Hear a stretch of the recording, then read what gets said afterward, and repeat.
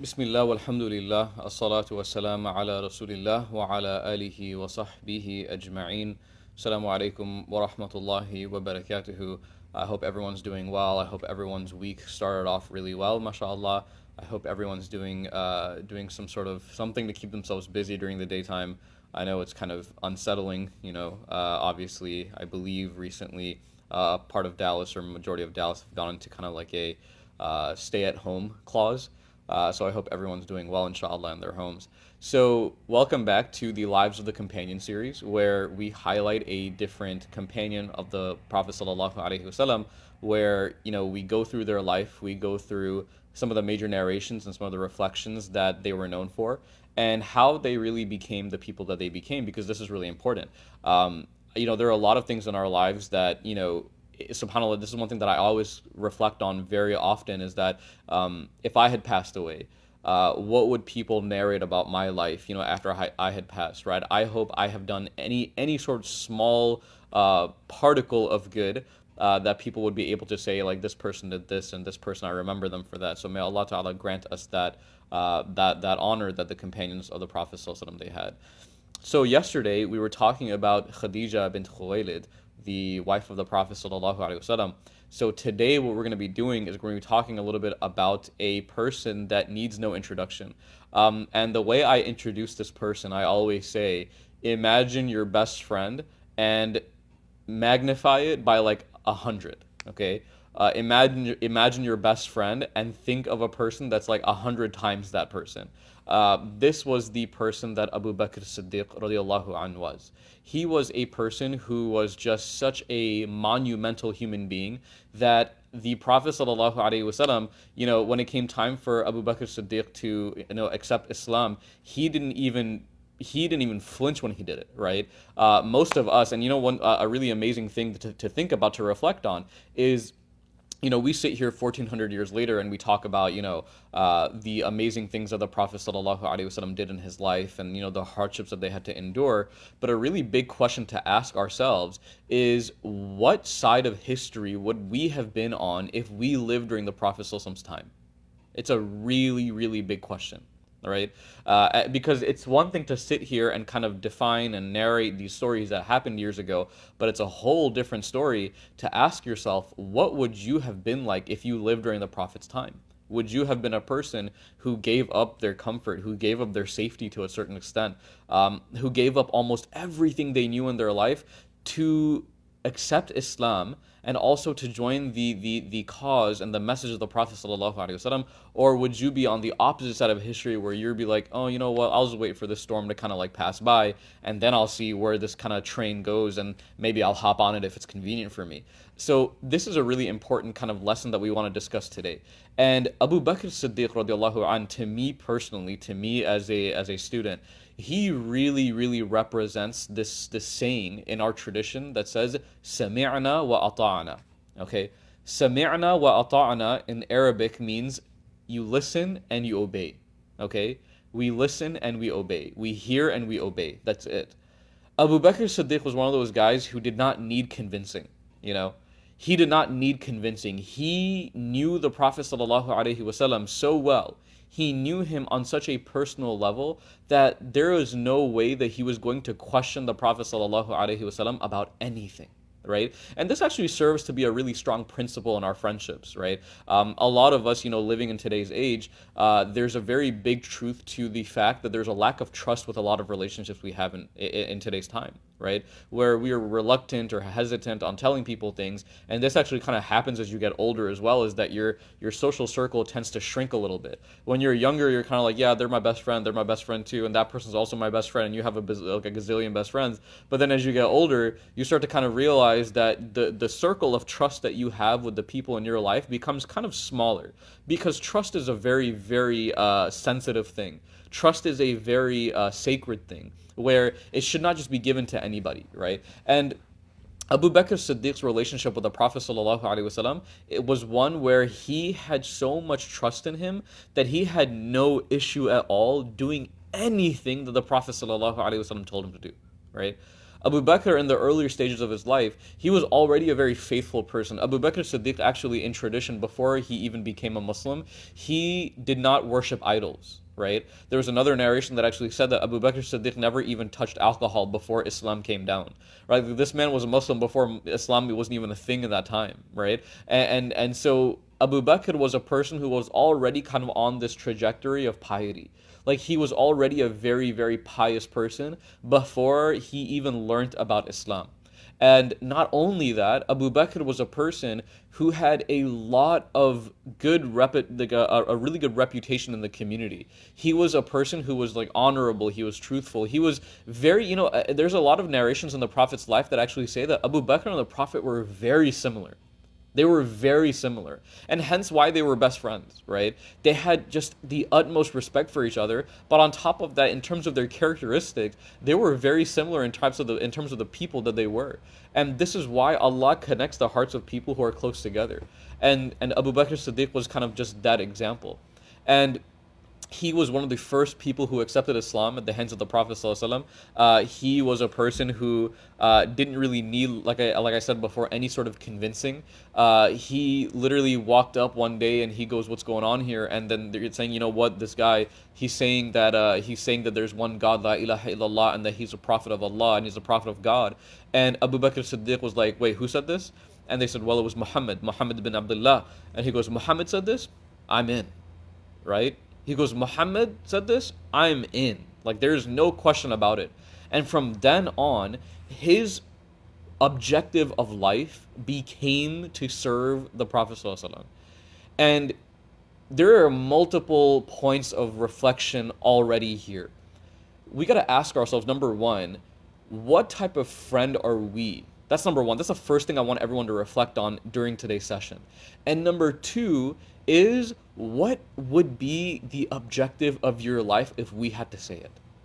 Like, if you had to sit there and tell somebody or write down what the objective of your life is, and I know a lot of us would say obviously to worship Allah and to kind of be at the service of the community, and we want to make sure that our spiritual awareness is on a high, but what would really be, through your actions, the objective of your life? This is a really, really big question to ask ourselves.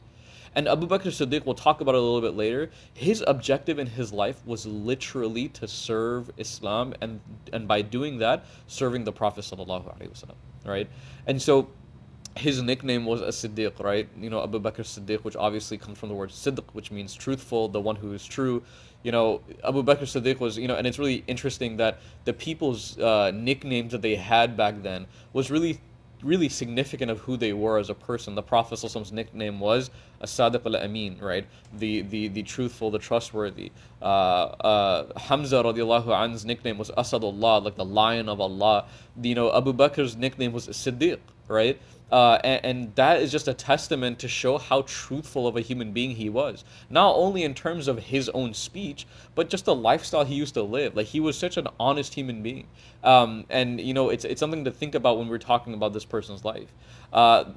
Just to kind of testify to how close the Prophet ﷺ and Abu Bakr Siddiq really were, there was a narration that actually says later on in Medina that Abu Bakr Siddiq, he came up to the Prophet ﷺ one time and he looked very, very upset. Like, he was visibly upset. And one of the amazing traits of the Prophet was that he was very emotionally intelligent. So he used to be able to catch people's emotions before they had to say it. It's one thing to be able to kind of talk to somebody and find out something that they're going through. It's a whole nother level of intelligence to actually look at a person, diagnose that they're going through something, and sit with them and spend some time with them. And the Prophet had an amazing characteristic of doing that. He would be able to see when someone's going through something difficult before it even happened.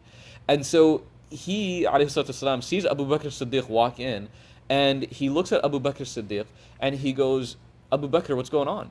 He goes, what's happening? You look kind of upset. And Abu Bakr Siddiq radiallahu anh, he says something really interesting.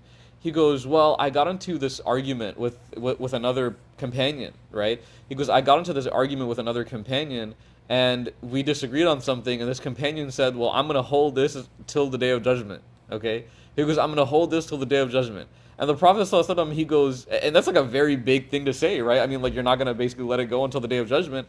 And the Prophet ﷺ, he goes, "Abu Bakr, who said this to you?" He goes, who on earth could possibly say this to you, Abu Bakr Siddiq? And Abu Bakr wasn't like a guy who's been like, yeah, that's the guy that did it, right? Or he's the one that told me. He wasn't easily going to give that up. The Prophet goes, who was it? And Abu Bakr Siddiq goes, it was Umar. Okay? He goes, it was Umar. And the Prophet ﷺ, he goes to Umar and he goes, Ya Umar. He goes, really? He goes, really, Ya Umar? And Umar goes, what? He goes, you are going to be the one that wants to come between me and my Habib Abu Bakr Siddiq in the Day of Judgment? You want to have that responsibility where you want to stand in between us and not keep us apart? And Umar ibn Khattab was like, yo, this is too much for me, bro. Like, he like immediately realized how dear Abu Bakr was to the Prophet, right? How close he was to the Prophet sallallahu alaihi wasallam. There's another beautiful narration where it kind of testifies to how close they were, is that, when Abu Bakr Siddiq was later on in their lives, there was another companion by the name of Anas radiallahu an, who narrated this hadith. He said that we were sitting in the masjid of the Prophet sallallahu alaihi wasallam, and we saw from far away Abu Bakr, the Prophet, and Umar walking in together. Okay, it's like squad goals. I know, like, we all say squad goals, but really, are we squad goals? Abu Bakr Siddiq and the Prophet and Umar ibn Khattab were like actually like a squad. Okay, and Anas ibn Malik, he goes, I saw Abu Bakr and Umar walking with the Prophet, and Abu Bakr was in one hand and Umar was in the other. They were walking in like literally like arms locked together. And the companions of the Prophet were like, man, like we would do anything to be one of those two right now. Like, look at like the epic nature of this, like this scene right here. The Prophet's walking in the middle. You got Abu Bakr on one side, you got Umar on the other side. They're happy and walking together, arms locked to the masjid for prayer. Like, this is just like a beautiful, like a view, like a beautiful scene.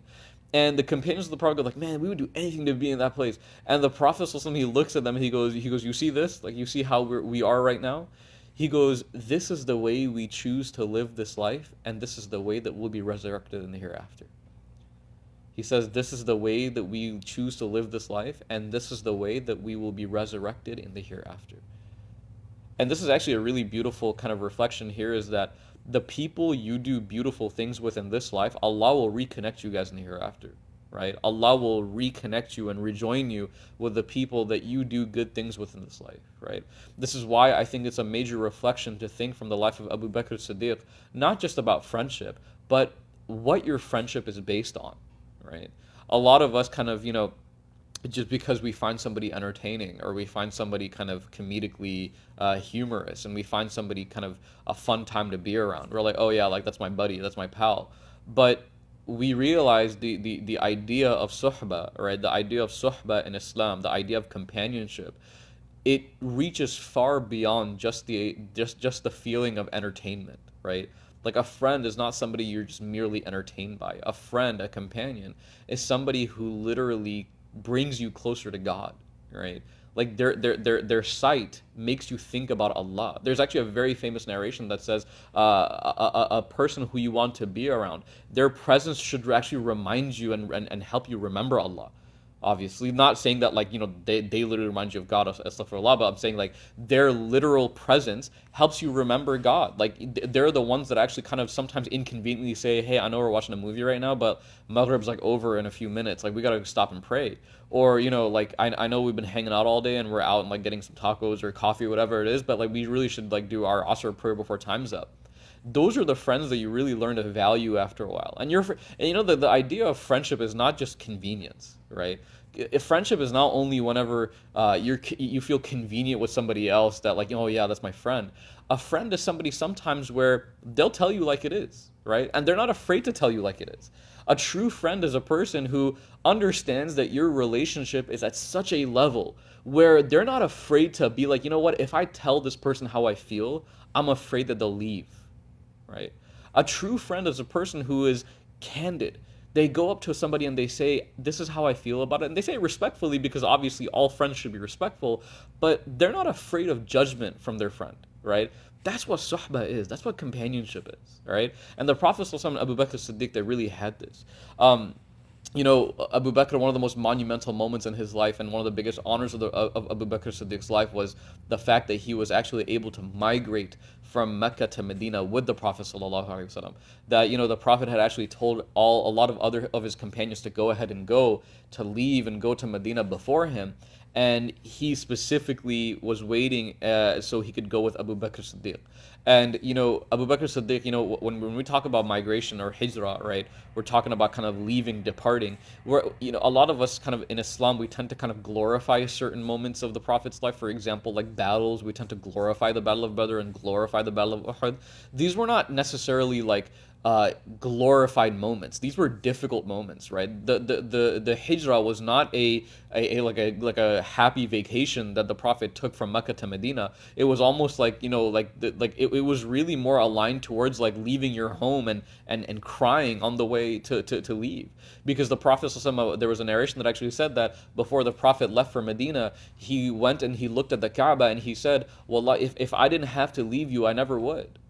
Right? If I had not been forced out, if I had not been forced to leave my home, I would have never left you. The Prophet was in love with his home, no matter what the people did to him, no matter what the harshness of the reality was in Mecca, he was still in love with his hometown. And so when it came time to migrate, Abu Bakr Siddiq actually had the honor of going with him. And we all know the stories of Abu Bakr Siddiq on the migration. Abu Bakr literally spent everything he had when it was time for migration. He literally gave away everything he had, right? It was to the point where the other companions, they used to actually compete with Abu Bakr in terms of giving away their things. They used to be like, "Yeah, Abu Bakr, I give away this," and then they find out that Abu Bakr had literally given them everything, right? People ask him, they're like, "Well, what did you leave behind? Like, if you gave away everything, what did you leave behind? What did you leave behind for people?" And you know what he said? This is a profound statement by Abu Bakr. He goes, "I left behind the Prophet sallallahu alaihi wasallam." He goes, "I gave away everything, but I'm here to give people the Prophet sallallahu alaihi wasallam." This is like the level of dedication that this man had. This is the level of devotion this man had, right? And during the Hijrah, they were being chased by the Quraysh from Mecca because they realized that the Prophet gets to Medina, they may be able to build like this strong community that they became, and they hunted them. And they literally hunted them to this mountain called Jabal Thawr, right? And they went and hid the Prophet ﷺ and Abu Bakr Siddiq. They went and hid in this small little crevice. It's not even a cave. You can't even say it's a cave. It's a small little indent inside of the mountain of Jabal Thawr.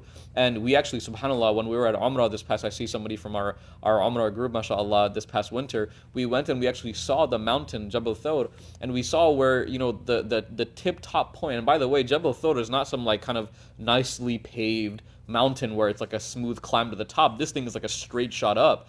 And the Prophet did this and Abu Bakr did this in the latter portions of their lives when they were like above the age of like 45, 50 years old.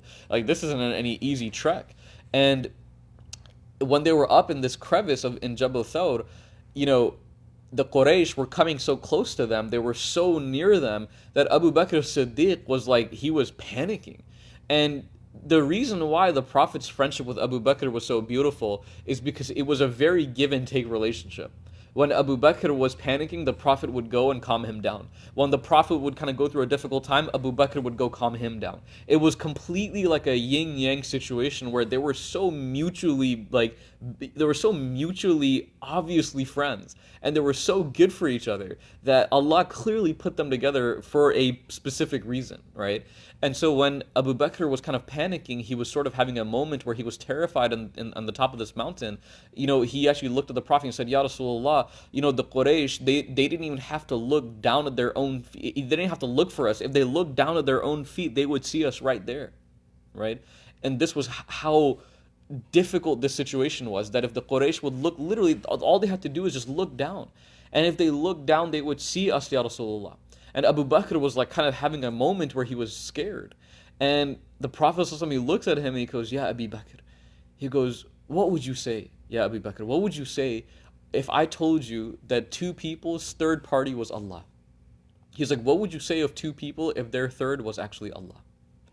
And then he says this famous line that most of us know, "La tahzan," right? Don't be afraid. Don't be sad. Don't be upset. Don't be worried, right? La tahzan. Inna Allah ma'ana. Allah Ta'ala is surely with us, right? That two of us who are doing so much, we're trying to do some good in this life. The third party in our party is Allah. There's nobody else that's going to be around us except Allah. Like shaitan flees from us, right? Like when you and your friends are doing like good things in your life, and you're together, and you are literally together for the sake of Allah, the shaitan is so out of there, he doesn't even want to have anything to do with it, right? And so this is why it's so important to keep good friends around us and keep good companionship around us. There was another, one of the most amazing things that Abu Bakr Siddiq really did in his life actually was that not only did he accept Islam himself, he actually helped. He was like the Prophet's right hand in spreading Islam. He would just go and ask the Prophet, Ya Rasulullah, do I have permission? Can I go and talk to these people about Islam? And Abu Bakr Siddiq single-handedly brought people to Islam by the most famous names. People like Uthman ibn Affan. Uthman ibn Affan was actually called to Islam by Abu Bakr Siddiq. Zubayr ibn al-Awwam was another person that Abu Bakr actually called himself. Talha ibn Ubaidillah. Talha ibn Ubaidillah, the famous companion that defended the Prophet during the Battle of Uhud. He was a companion that Abu Bakr Siddiq actually brought to Islam himself. Sa'ad ibn Abi Waqqas, right? People like Abdurrahman ibn Auf, and the list goes on and on. And some of these people are actually people that are described as Ashara Mubashar, which basically means that they are the 10 that are guaranteed paradise. And the narration actually says that Abu Bakr has over half of those people that he called to Islam himself. That over half of the 10 that are guaranteed paradise, Abu Bakr Siddiq called about half of them himself. Subhanallah. This is like the legendary, like the legendary life that he lived, right? There was a beautiful, and this is kind of like the tail end of the Prophet sallallahu alaihi wasallam's life, where the Prophet actually was not able to lead the salah himself. There was actually a time in the last week of the Prophet's life where he was not able to lead like something simple as like Dhuhr salah. And people started to panic. And they were saying, yeah, where's the Prophet? Where's the Prophet? And because he couldn't walk to the masjid himself, even though, his Aisha's home was right next to the masjid of the Prophet's masjid, the Prophet wasn't able to walk to the masjid by himself. And so he called Aisha, and obviously Aisha is his wife, and Aisha's father is Abu Bakr, right? Which is another reflection in and of itself, which we'll actually talk about in a second. But, he called Aisha, he goes, yeah, Aisha, you have to tell Abu Bakr that he has to lead. That he has to lead in my place. I don't have the strength to lead. And this was a big thing. The Prophet was a guy that never missed anything. And Aisha goes, Ya Rasulullah, my father does not have the heart to fill in your place. She goes, my father does not have the heart to fill in your shoes. He will literally get up there and start bawling. Like he will start crying. He would start wailing if he had to fill in your shoes, Ya Rasulullah. And they're like, what if we get Umar? Because Umar radiallahu anhu was a little bit more, in terms of his characteristic, he was a little bit more of like a strong-willed person. Abu Bakr was strong. He was very strong, but Umar was like just, his heart was very, very kind of, it was built that way. And that's the beauty of friendship, by the way, is that your friend circle does not all have to be the same.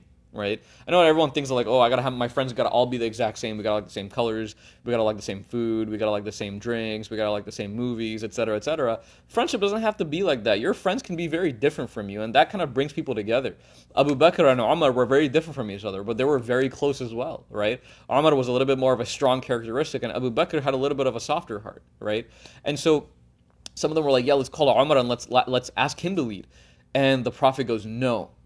He goes, no. He goes, I want Abu Bakr to lead in my place. This is the level that the Prophet actually raised Abu Bakr to. That he was a person that was responsible for being in the place of the Prophet when the Prophet couldn't be there. Right? This is how important he was. And there was a moment in the last week of the Prophet's life where he was actually talking to all of his companions together. And he would say, if there was anybody here that I owe any sort of debt to, please come up to me and let me fulfill my debt to you, right? If I have ever borrowed anything from you, if I owe you anything in terms of my time or any sort of valuable that I borrowed from you, or food, whatever it is, right? Like, let me repay you at this moment.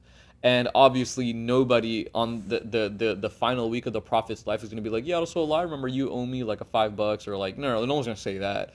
So they were all pitch quiet.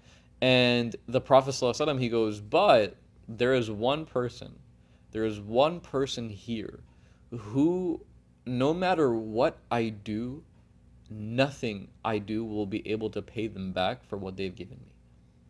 There's one person sitting here right now that no matter what I do in my life, there will be nothing I can do in my power to repay this human being in this world. There's nothing. And that person is Abu Bakr Siddiq radiallahu anhu. And Abu Bakr at that moment, he looked down and he started to cry. And he was so saddened, obviously, because this was the last week of the Prophet's life. And also that he could not handle the Prophet kind of, praising him like that. And Abu Bakr Siddiq, there's a narration that actually says that Abu Bakr at that moment, he looked up at the Prophet and he said, Ya Rasulullah. He goes, you got it all wrong. He goes, you got it all wrong, Ya Rasulullah. He goes, you don't owe me anything. He goes, Allah gave me this life for you. He goes, Allah gave me my life for you. That's literally why I'm alive right now. Like, Allah gave me this life so I could serve you. That's my that's my goal in this life. My attainment of paradise is through you, Ya Rasulullah. My hopes is that you are the one that calls me up right next to you when it comes time to enter paradise. Like, my life is, I don't need anything back from you. My life was literally given to me so I could be with you, so I could stand with you, so I could spend time with you, so I could travel from Mecca to Medina with you, so I could, so I could witness Badr and Uhud and all the different things that we witnessed together. Allah gave me this life so I could witness it all with you, Ya Rasulullah. This was the friendship that they had, y'all. This was just the mere love that they had for each other. Another thing that the Prophet said actually to Aisha, he said to Aisha, Abu Bakr actually said to Aisha, Abu Bakr Siddiq, he goes, he was talking to Aisha and he goes, my daughter, right? He goes, my daughter Aisha, have I been a good father to you? And Aisha looks at her father, Abu Bakr, and she smiles. She goes, you've been the best dad of all time. You allowed me to marry the Prophet. She goes, you allowed me to marry Rasulullah sallallahu alaihi wasallam. What else do I need from you? Like, you were just like the most amazing dad of all time. She goes, you married me and the Prophet sallallahu alaihi wasallam. She goes, there is nothing else that could define who you are. You are just the best human being of all time. Like, you're just amazing. You're the amazing father.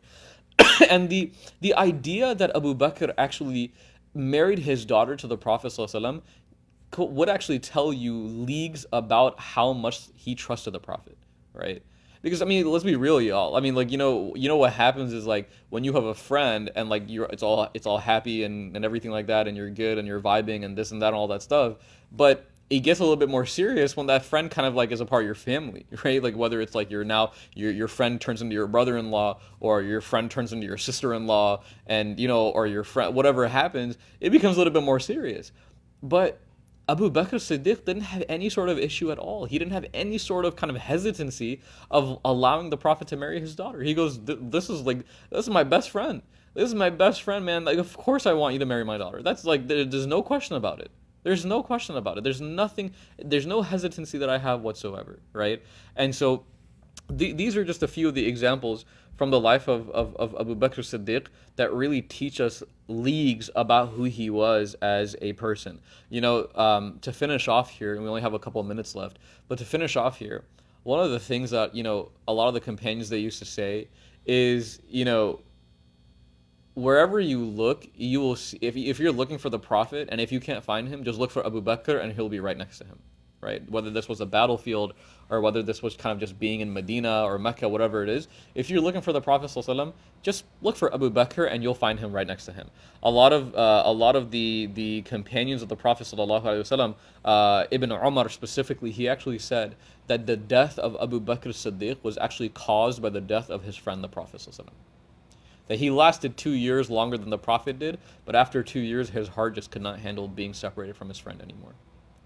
That Abu Bakr Siddiq his life was not complete if he didn't have the Prophet around him. And so Abu Bakr died a couple years after the Prophet ﷺ. Really interestingly, Abu Bakr Siddiq died the same day that the Prophet ﷺ passed away, which was a Monday. He died the same day that the Prophet ﷺ passed away, which was a Monday.